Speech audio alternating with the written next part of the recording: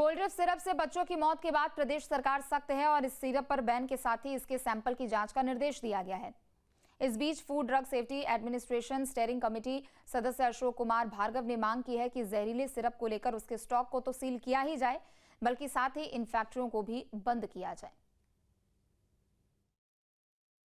जिस सिरप को लेकर के बात हो रही है, आखिर उसमें क्या दिक्कत थी और किस तरीके का फार्मा इंडस्ट्री में इस तरीके का काम हो रहा है, चलन है, इन सब पे बात करेंगे।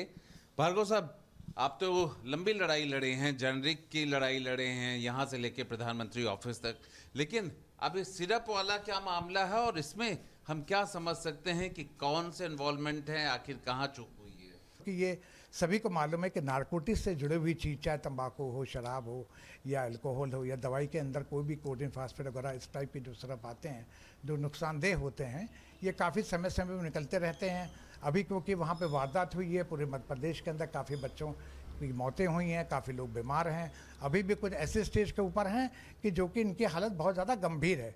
और ये मध्य प्रदेश तक नहीं फैली है, ये तमाम पूरे ऑल ओवर इंडिया में हर प्रदेश में ये फैली हुई है। सरकार, चाहे यूपी सरकार हो, चाहे मध्य प्रदेश सरकार हो या केंद्र सरकार हो, इसके अंदर इसका भूमिका इनकी अच्छी है, ये इसको बंद करने में भी लगे हुए हैं। लेकिन इससे बात कहूँगा कि अगर हम लोग इस बात को जाएँ, अगर इसकी रूट्स पे, ये जहाँ बनता है, अगर ये दवाई दुकानदारों पे ना छापे मार करके जहाँ ये बन रहा, मैन्युफैक्चर हो रहा है या रॉ मटेरियल की उपलब्धता कहाँ से आ रही है, ये चीज़ बहुत ज़रूरी है प्रदेश सरकारों के लिए भी और केंद्र सरकार के लिए भी।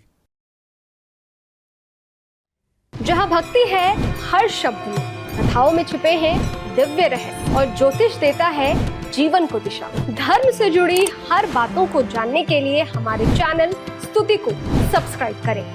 चैनल पर जाने के लिए इस लिंक पर क्लिक करें।